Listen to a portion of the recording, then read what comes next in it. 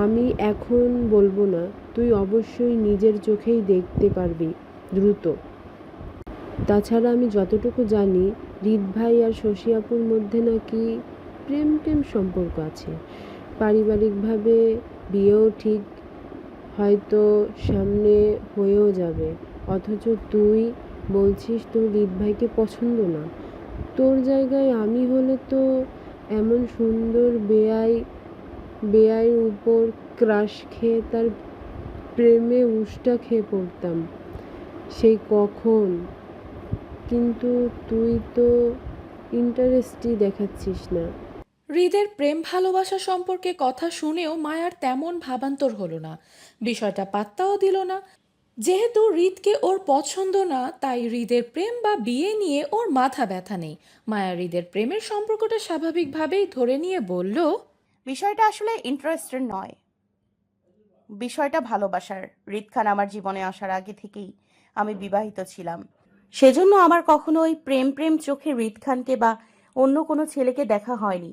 8-10টা সাধারণ মানুষের মতো হৃদ খানকে দেখে এসেছি। যদি আমি বিবাহিত না হতাম, তখন হয়তো সুন্দর বিয়াই হিসেবে হৃদ খানের রূপে গোলে পানি পানি হতাম। কিন্তু আফসোস, আমি অলরেডি একজনের প্রেমে গলে বসে আছি, সেখানে অন্য কেউ ঢোকা নো চান্স বেবি। মায়ার পরীক্ষা শুরু হয় 10টায়। স্বাভাবিকের ন্যায় জুয়ের হাতে বকাঝকা শুনতে হয়েছিল মায়াকে, কিন্তু শ্রেয়ার সাথে মায়া সকালে বের হয়েছিল এমনটা শ্রেয়া বলায় এই যাত্রায় বেঁচে যায় মায়া। নয়তো আজ জুই মায়ার নামে বিচার তুলতো আরিফের কানে। দিন দিন মায়া কেমন বেপরোয়া আচরণ করছে স্বামীর খোঁজে, যেটা মায়ার জন্য মোটেও ঠিক নয়। এখন এই তো এখনও মায়া এক অপ্রত্যাশিত কাজ করে বসলো। পরীক্ষা চলাকালীন কি মনে হওয়াতে তাড়াহুড়ো করে মায়া খাতা জমা দিয়ে বের হয়ে গেল সবার আগে আগে। অথচ পরীক্ষা তখনও ঘন্টাখানেক সময় বাকি আছে। ক্লাসের সবাই পরীক্ষা দিচ্ছে আর মায়া তাড়াহুড়ো করে স্যারকে খাতা জমা দিয়ে ফাইল নিয়ে বের হয়ে গেল অসুস্থতার দোহাই দিয়ে। অথচ জুই জানালা দিয়ে ঠিক দেখছে মায়া দৌড়ে কলেজের গেট দিয়ে হন্তদন্ত হয়ে বেরিয়ে যাচ্ছে। জুইর আগে দাঁতে দাঁত পিষল। কাল কোচিং থেকে আর আজ পরীক্ষার হল থেকে মায়ার বেরিয়ে গেল অসুস্থতার বাহানা দিয়ে। নিশ্চয় মায়া কোথাও কিছু ঝামেলা পাকাচ্ছে, নয়তো এমন অদ্ভুত আচরণ কেন করবে। জুইয়ের সন্দেহ বাড়ে। পরীক্ষা শেষ করে যে জুই মায়াকে ধরে বেঁধে সব কিছু প্রশ্ন করবে, জানতে চাইবে মায়া কেন দুদিন ধরে এমন অদ্ভুত আচরণ করছে, কেন পরীক্ষাগুলো খারাপ করছে ইচ্ছাকৃতভাবে। মায়া হন্তদন্ত হয়ে রিকশায় চড়ে বসলো হৃদের ফ্ল্যাটের উদ্দেশ্যে। মায়া অস্থির ন্যায় ছটফট করছে রিকশায় বসে। মায়া এত বড় কুৎসিত কাজটা কিভাবে করলো? নিজের স্বার্থের জন্য নিজের স্বার্থের জন্য স্বামীকে খুঁজতে গিয়ে তারই একটা কিডনি বিক্রি করার অনুমতি দিয়ে আসলো হৃদ খানকে। এটা অন্যায় থেকেও জঘন্য পাপ হয়েছে মায়ার। কাউকে ভালোবাসলে তার ক্ষতি করা যায় না, শুধু ভালো রাখার দোয়া করা যায়। মায়া তো ওর স্বামীকে ভীষণ ভালোবাসে, তাহলে লোকটার এত বড় ক্ষতি কিভাবে করলো মায়া? ওর বুক কাঁপলো না? মায়া কি আদৌ ওর স্বামীকে ভালোবেসেছে? যদি ভালোবাসতো তাহলে এমনটা মায়া কখনো করতে পারতো না ওর স্বামীর অগোচরে।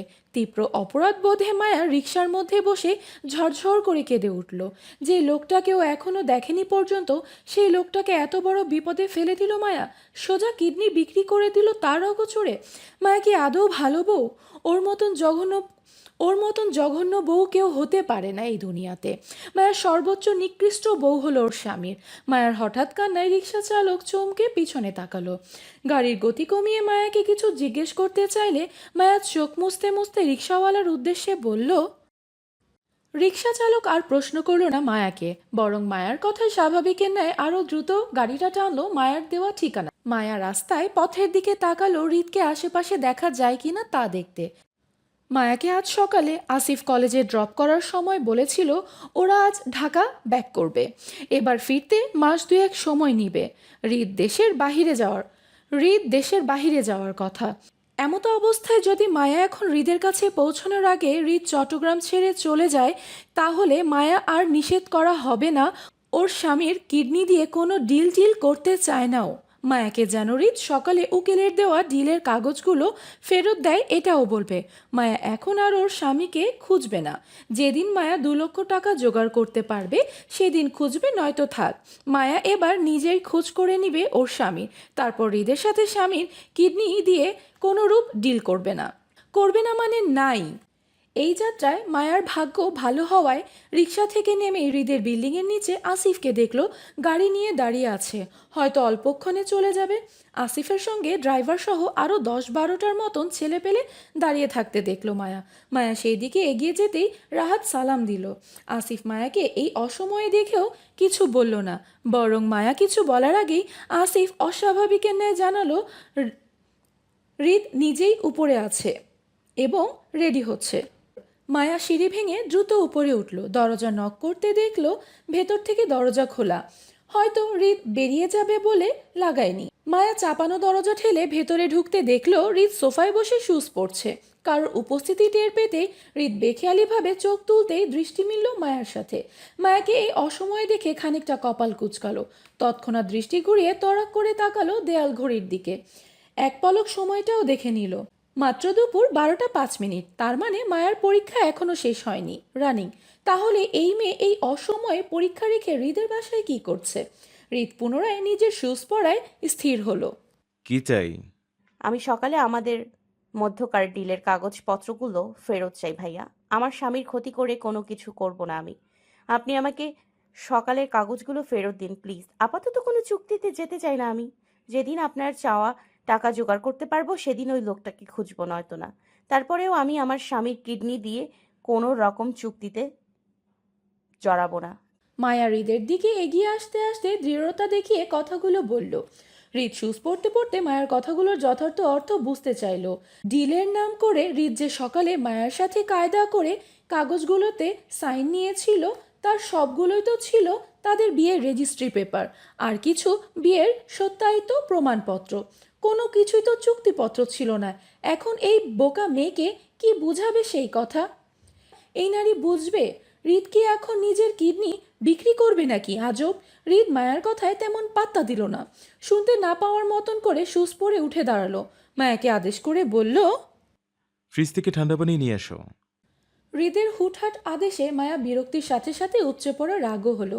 মায়ার সিরিয়াস মোমেন্টে হৃদের হেয়ালি আদেশ ওর গা জ্বলে উঠল রাগে। তারপরও সেটা চেপে গেল, প্রকাশ করলো না, কারণ এই মুহূর্তে মায়া হৃদের কাছে ধরা। ডিলের কাগজগুলো নিতে হলে অবশ্যই মায়ার হৃদের আদেশগুলো শুনতে হবে। মায়া তাড়াহুড়ো হৃদের দিকে না এগিয়ে উল্টো হাঁটলো কিচেনের দিকে। মায়াকে কিচেনের দিকে যেতে দেখে হৃদ পকেটে হাত গুজল। ছোটোখাটো একটা নীল ডায়মন্ডের বক্স বের হয়ে আসলো, তাতে সকালে দুজনের বিয়ে হয়েছে, অথচ হৃদ এখনও মায়াকে তেমন কিছুই দেয়া হয়নি। কাবিননামার মূল্যও যদি উসুল করে বিয়েটা করেছিল হৃদ, কিন্তু এত কিছু আপাতত বউকে বলা যাবে না। দেখা যাক এই লুকোচুরির খেলাটা আর কতদিন এইভাবে চলে। এই হাইড অ্যান্ড সিক খেলার শুরু তো তার বউ করেছিল, এবার শেষটাও তার বউকেই করতে হবে। হৃদ এই ব্যাপারে কোনো সাহায্য করবে না বউকে। যেভাবে হারিয়ে গিয়েছিল হৃদকে না বলে, ঠিক সেইভাবে বউটাকে খুঁজে বের করতে হবে।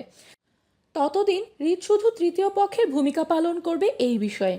হৃদ হাতের বাক্সটার দিকে এক পলক তাকালো।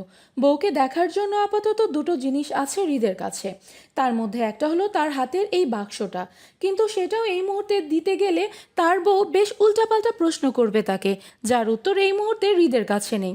হাতের মুঠে বাক্সটা চেপে হৃদ সামনে তাকালো। মায়াকে দেখলো হৃদের জন্য পানি নিয়ে এগিয়ে আসতে। দুজন মুখোমুখি হতেই মায়া হৃদের দিকে পানির গ্লাসটা এগিয়ে দিতে দিতে আওড়ালো, এটা নিন। খাও। হৃদের আদেশে মায়া চমকে উঠে অবুঝ গলায় শুধালো, আমি কে? এটা তো আপনার। আপনি খান, নিন। কুইক। মায়া একটু আমতা আমতা করলো। তারপর হৃদের আদেশ অনুযায়ী তরতর করে সবটা গ্লাসের পানি এক চুমুকে শেষ করে হাতে নিল গ্লাসটা। ঠান্ডা পানিটা গলা দিয়ে নামার সময় মায়ার মনে হচ্ছিল এই মুহূর্তে এই পানিটুকু সত্যি মায়ার বড্ড দরকার ছিল। তৃষ্ণায় কেমন গলা শুকিয়ে গিয়েছিল। টেনশনে, দুশ্চিন্তার, অস্থিরতার জন্য মায়া এতক্ষণ যাবৎ ঠাওর করতে পারেনি। কিন্তু হৃদ কীভাবে টের পেল মায়ার তৃষ্ণায় শুকিয়ে যাওয়া গলাটা সম্পর্কে? মায়ার জানা নেই, আর না জানতে চায়। তবে এই মুহূর্তে হৃদকে একটা ধন্যবাদ দিতে দরকার বলেই মায়া ছোট করে বলল, ধন্যবাদ। হৃদ হালকা ঝুঁকে সোফার টেবিলের ওপর থেকে ফ্ল্যাটের চাবির রিংটা হাতে নিতে নিতে মায়ার মুখে ধন্যবাদ শব্দটা শুনল। তাতে হা বা না তেমন কিছুই বলল না সে, কেবল চাবির রিং হতে একটা এক্সট্রা চাবি খুলে হাতে নিল, আর সেটা মায়ার দিকে এগিয়ে দিতে দিতে বলল, এটা তোমার, টেক দিস।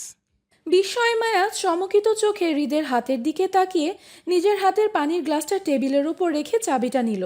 বড় সাইজের একটা চাবিকাঠি, সেটা উল্টে পাল্টে দেখে হৃদের উদ্দেশ্যে বলল,